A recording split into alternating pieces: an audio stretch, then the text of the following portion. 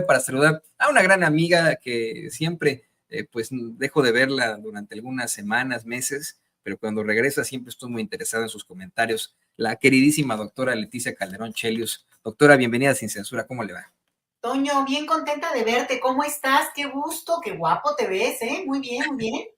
Muchas gracias. Me imagino que es por el pelo cortito y sí, no, Muy me bien. llegó la crisis de la Edad Media, hasta me puse un arete, planeo ponerme un tatuaje en la cara, ¿sí? ¿No? Como el de Mike Tyson. No, tienes muy bonita cara, no Ah, te pongas ya. me, Así me, que me, felicidades, te ves muy bien. me chivea, doctora, me chivea, me siento sonrojado ahora ante sus flores y yo le agradezco mucho. Usted también es una mujer muy, muy guapa, pero sobre todo muy inteligente y siempre estamos muy, muy pendientes de sus comentarios en redes sociales, en los foros en los que participa, por supuesto, los programas en la televisión, en los medios de comunicación corporativos son muy, muy importantes. Y pues, ¿qué le parece que empezamos con ese tema, el tema de hoy? Hace unos momentos la doctora Claudia Sheinbaum, presidenta de México, da a conocer lo que se había anunciado desde ayer por parte del Tribunal Electoral del Poder Judicial de la Federación, que a pesar de que son más de 250 impugnaciones chafas en contra de su triunfo, un triunfo abrumador por más de 30 puntos a su rival, esta señora a la que le encanta la payasada, Xochitl Gálvez, a pesar de eso, ya es lo más seguro es que se garantice la entrega del acta pues vamos, el acta constitutiva de mayoría por parte de ese Tribunal Electoral del Poder Judicial de la Federación como la nueva presidenta de México. ¿Le parece si escuchamos a la doctora? Muchas gracias, Toño. A ver, vamos. Muy buenos días a todos y a todas. Hoy es 6 de agosto y quiero informarles que el día de ayer la presidenta del Tribunal Electoral del Poder Judicial de la Federación informó que el 15 de agosto me será entregada ya formalmente la constancia, el reconocimiento como presidenta electa de los Estados Unidos mexicanos, y el 1 de octubre estaré tomando posesión ya con la banda presidencial como la primera mujer presidenta de México para el periodo 2024-2030, presidenta constitucional. Les recuerdo que ganamos la elección con casi 36 millones de votos, con poco más del 30% de votación, 30 puntos arriba del segundo lugar. El pueblo de México claramente dio un mandato que continúe la cuarta transformación de la vida pública iniciada por el presidente Andrés Manuel López Obrador.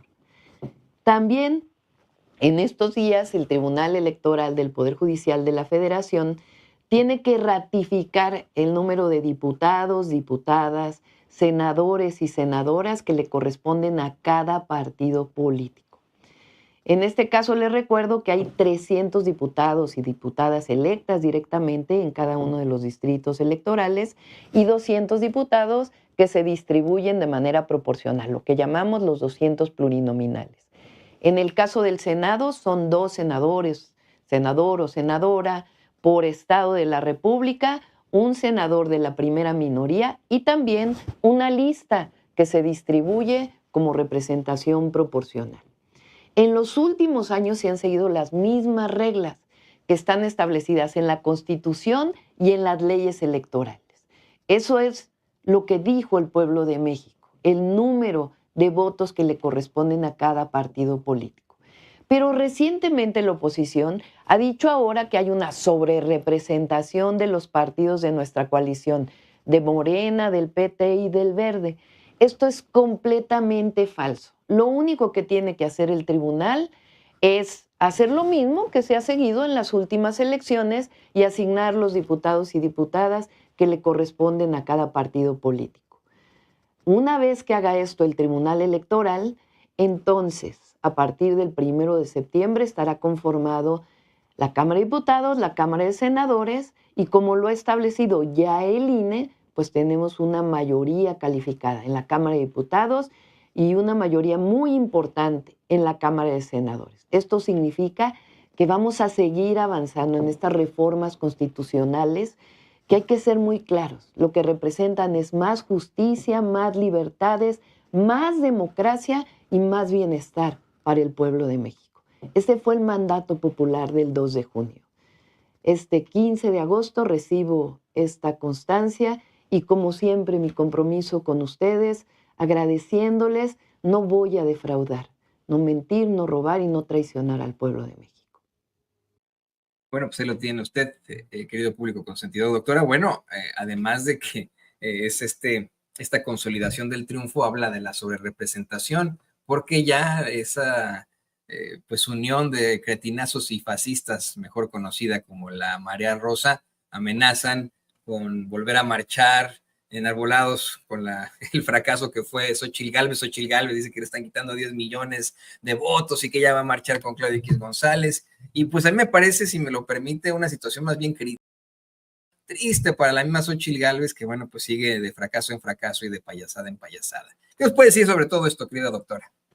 Oye, pues lo primero que te diría, Toño, es que qué clara es la doctora Claudia Sheinbaum, explica muy bien, digo, ahí se nota que es maestra, porque la verdad, muy clara, digamos, no tiene una pausa que tú digas, bueno, ahí ya se equivocó, no, clarito está explicando lo que es el proceso que viene. Y una de las cosas importantes, mencionó 250 impugnaciones.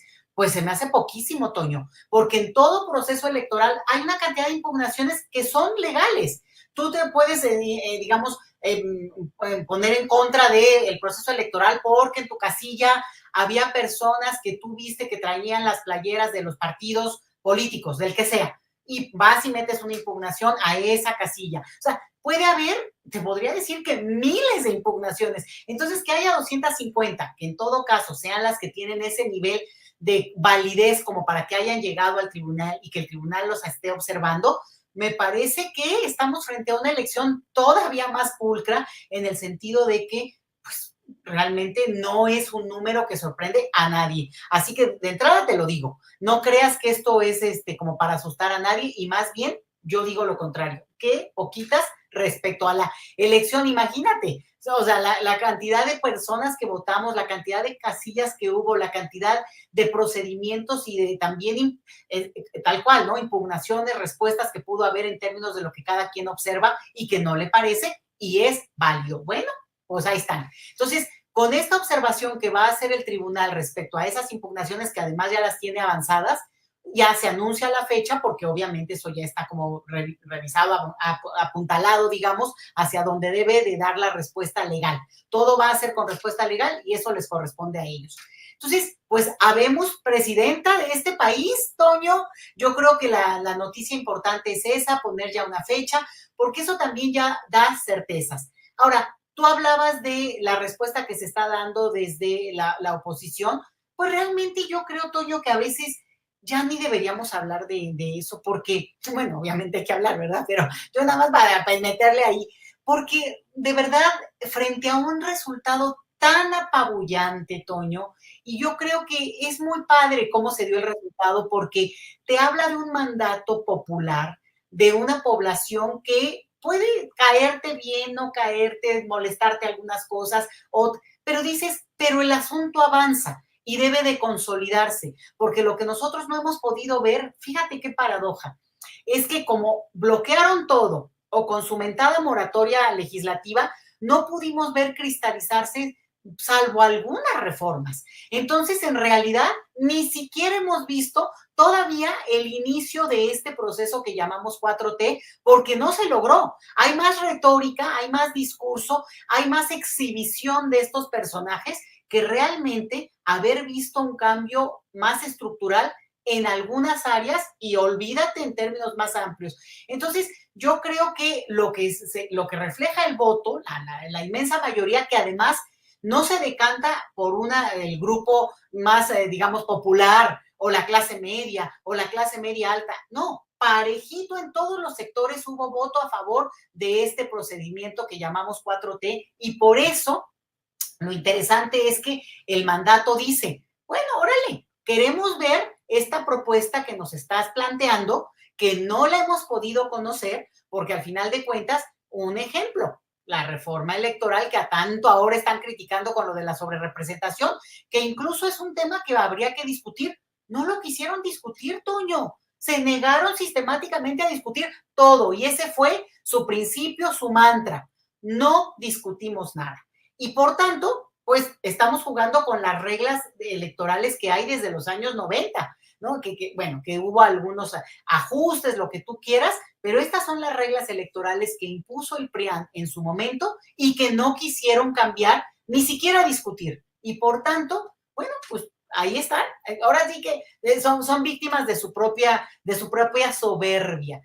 Y creo que esto sí va a dar pie para ampliar debates. No quiere decir que lo que se proponga está bien. Se propone y se pone en la mesa, a veces incluso jalándolo hacia algún lado, justamente para poderlo debatir. Y te voy a decir que hay temas que no solamente de parte de la oposición, sino de la misma alianza electoral, que el PT, el Partido Verde, que hay, Nanita, pueden, digamos, empezar a posponer, en el caso de la reforma electoral, por ejemplo, porque uno de los puntos es acotar el recurso, el presupuesto que se le da a los partidos políticos, Toño, y eso creo que la inmensa mayoría de los ciudadanos estamos de acuerdo, pero los que no están de acuerdo son justamente los partidos políticos. Y lo interesante es ver cómo van a empezar las maromas olímpicas, ¿no? Del rollo, no te creas que solamente visuales, sino también del rollo, para poder darle la vuelta a esos temas. ¿Por qué? Pues porque al final de cuentas, el mandato de que queremos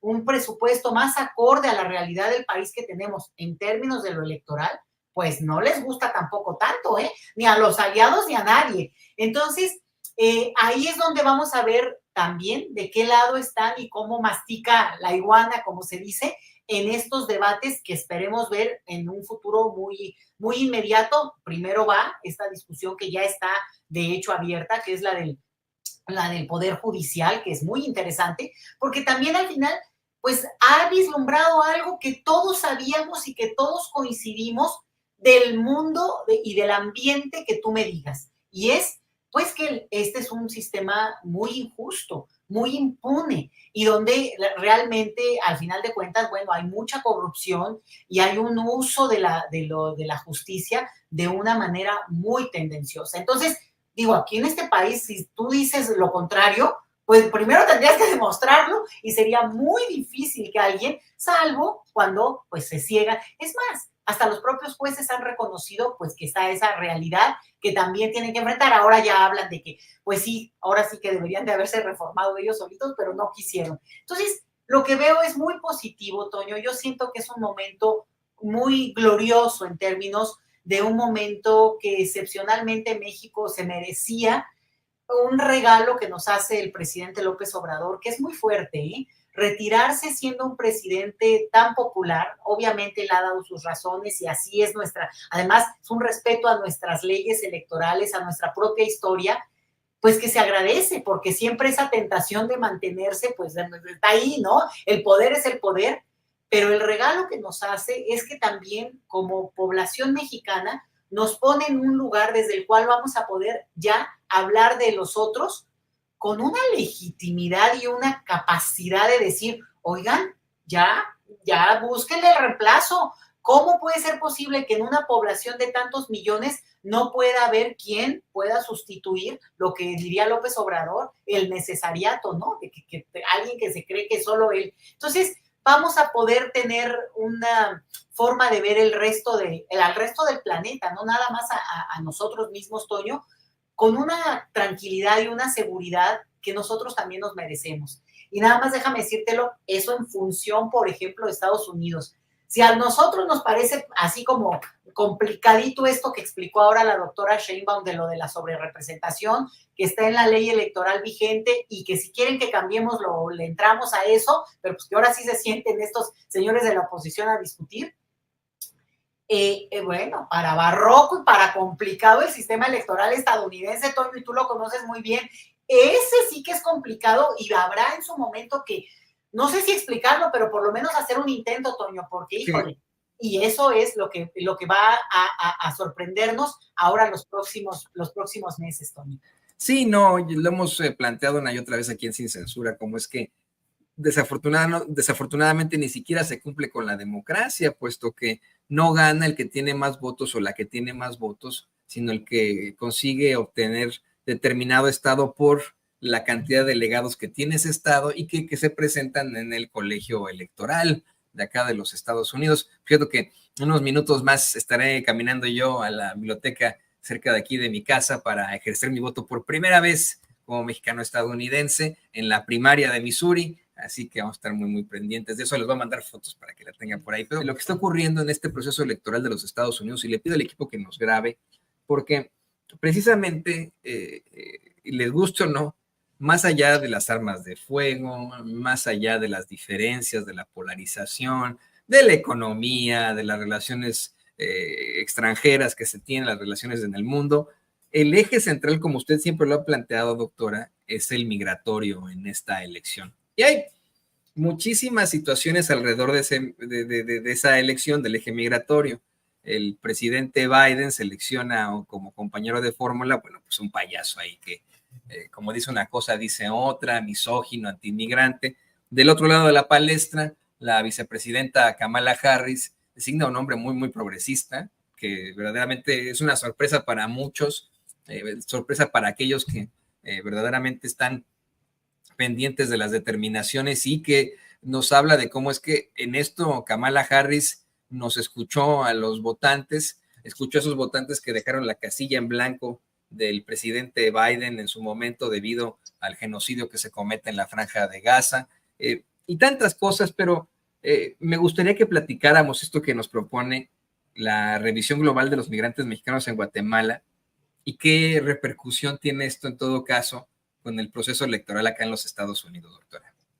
Mira, Toño, el tema migratorio es uno de los ejes de la política estadounidense, pero como ellos lo dicen, y tú lo sabes muy bien, doméstica.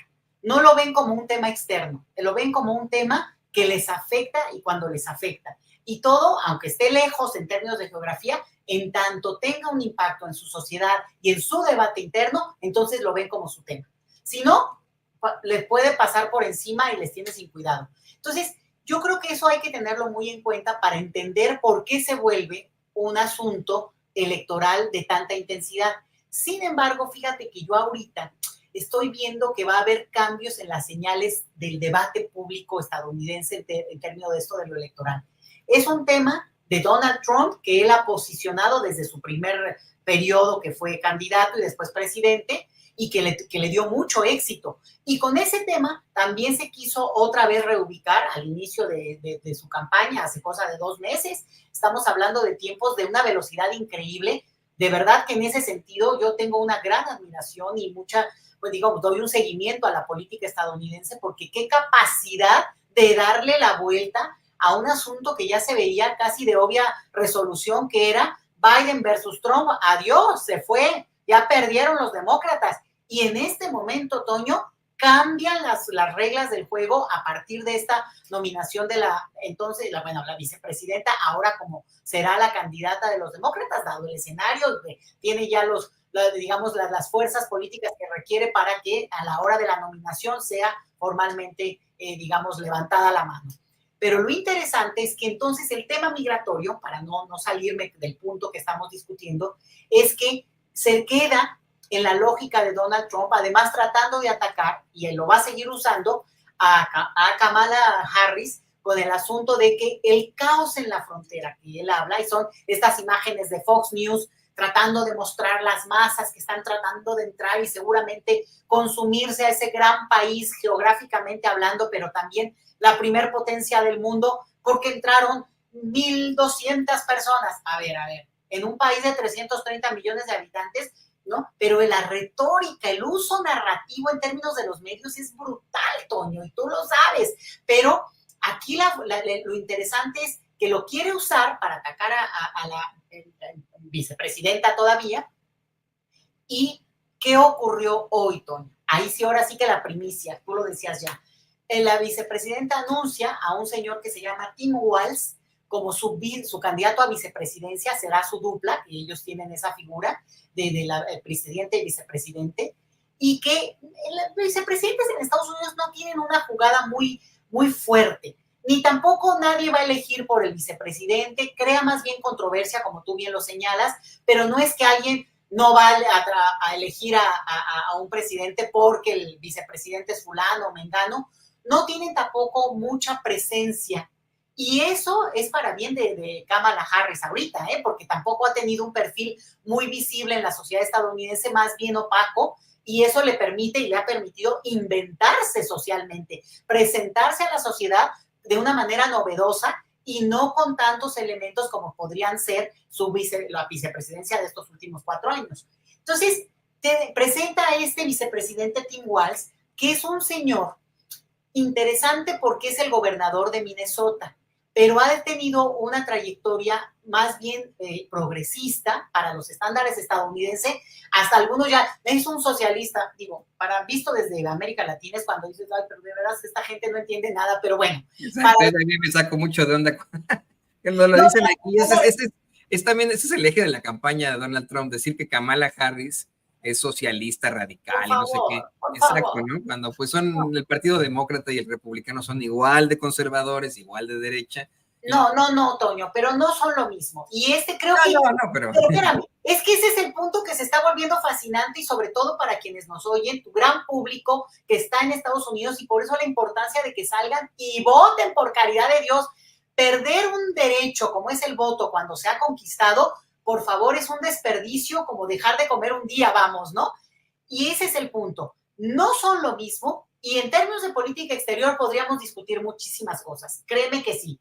Pero en términos de política interior, y tú lo sabes muy bien, y hay que hablar mucho de esto, Toño, lo que proponen hoy uno y otro partido es muy interesante porque ahora sí están planteando posiciones que son incluso contrarias. Tim Walz, este candidato de vicepresidente de parte de Kamala Harris, se posiciona claramente, por ejemplo, no contra el uso de deportación de las armas, porque eso es como una cosa que está en la identidad, en el ADN de los estadounidenses, pero sí por una regulación mucho más seria. Y eso es contrario a lo que dicen los republicanos, que dicen, no, portación de armas hasta lo que le pasó a Donald Trump, que es un muchacho que trae las armas, pues porque nadie le va a decir que no, ¿me entiendes? O sea, es como que una cosa que empieza ya a plantear discursos y opciones políticas, incluso en esa visión conservadora de país, y sobre todo en términos económicos, ¿no? Con una preferencia muy fuerte por cierto tipo de cuestiones económicas, y sin embargo se posiciona ya muy fuerte por dos visiones de mundo. Y la verdad, ahí sí te lo digo, y lo digo desde América Latina, desde México, y con una presidenta que está por llegar ya al poder en mi país, en nuestro país, en México, pues la verdad que los demócratas ofrecen una visión que podría ser más dialogante, por lo menos coincide también con lo que se está debatiendo en estos otros países, el derecho de las mujeres que puedan decidir sobre su futuro, sobre su derecho a plantearse cómo quieren vivir la vida, que es algo que los republicanos están diciendo, no. Hay un control hasta de los cuerpos y las mentes de las mujeres. Hay una vuelta a una visión conservadora, pero conservadora no es que esté mal, es que sea impuesta. Es que usted opta por la vida que usted quiera. El problema es cuando esa visión implica que tienes que asumirla porque es la obligación que te plantea el Estado. Entonces, se pone el escenario fabuloso. Toño, yo te diría que esta política estadounidense que generalmente vista desde América Latina, pues es lo exterior, es el intervencionismo, es el imperialismo, es la maña esta que tienen los estadounidenses de estar en todas partes y hacer de la economía de la guerra una de sus pilares. Bueno, pero al interior de ese país, hoy es un momento sumamente floreciente, intenso, y vamos a ver cómo la pelean, porque ya ayer Kamala Harris estaba pasando por un centímetro, vamos a decirlo, a Donald Trump, y esto avisora una campaña muy feroz de los dos lados, y se van a decir cosas, pero creo que Donald Trump sí ha perdido el momentum que tendría que ver con un discurso que ya se ve envejecido, anticuado, ya no, que vaya a atacar a Kamala Harris, porque si es estadounidense, porque tiene varios orígenes, es porque ahora sí que porque no conoce a los mexicanos, ¿no? Que puedes ser entre de Jalisco y también de Sinaloa, pero también tener un familiar que es de El Salvador, y que, o sea, esa incapacidad de ver la complejidad del mundo que plantea alguien como Donald Trump y querer encasillarlo en que eres una cosa o la otra, es porque no ha entendido nada y quiere que su electorado piense así, de una manera simplona, sencilla. Y el asunto es que eso a lo mejor tuvo su respuesta en el momento en que él ganó la elección hace varios años, pero creo que esa fuerza no va a ser tan fácil que la recupere. Más bien te diría, yo personalmente espero que no la recupere, pero va a ponerse bien buena esa elección y vamos a poderla seguir desde también México, donde pues ese planteamiento va a tener un impacto inmediato en la vida de los mexicanos que radican en Estados Unidos y también en nuestra relación bilateral que es central para nosotros. No, sí, pues yo he visto algunas otras encuestas en las que ya va predominando la vicepresidenta Kamala Harris.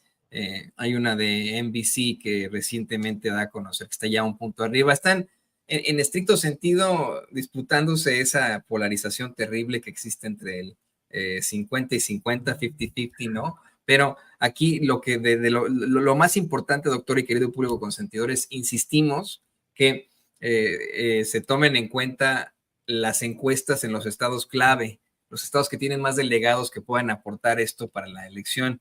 Mientras tanto, bueno, pues seguiremos usted y yo, querida doctora, muy pendientes de esto. Yo espero que nos podamos volver a conectar y para poder analizar la elección. Todavía nos falta un poco para noviembre, pero se vienen cosas muy interesantes. Donald Trump aceptó ya el debate en septiembre, así que yo espero que lo podamos comentar en ese entonces o antes, ¿no? Si lo merita la noticia, como dice mi queridísimo Vicente Serrano. Mientras tanto, no me queda más que agradecerle, como siempre, por estos tan atinados comentarios, análisis, y le pido por favor que nos comparta sus redes sociales para que la gente se ponga en contacto con usted. Claro que sí, Toño, pues en el antes Twitter y ahora que le dicen X, pero pues yo le sigo diciendo Twitter, es @letichelius y @migrantólogos. Así que pues por ahí subimos algunas cosas, de repente pues no tengo tanto tiempo porque pues también me jala mi trabajo, que tú sabes que yo soy profesora e investigadora en el Instituto Mora, Toño, acá en la Ciudad de México. Así que pues muchísimas gracias por la invitación y por la oportunidad de también saludar a todos los paisanos que están por allá, sobre todo Estados Unidos, y que pues un gusto, un abrazo enorme y pues acá se les quiere mucho.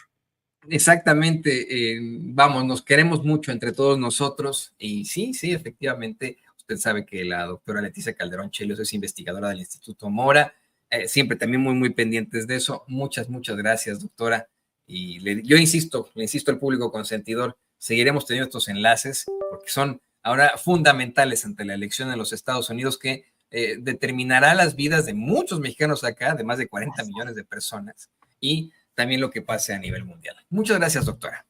Hasta luego, Toño. Cuídense mucho todos. Igualmente, tiene usted a la queridísima doctora Leticia Calderón Chelios aquí en Sin Censura, investigadora del Instituto Mora.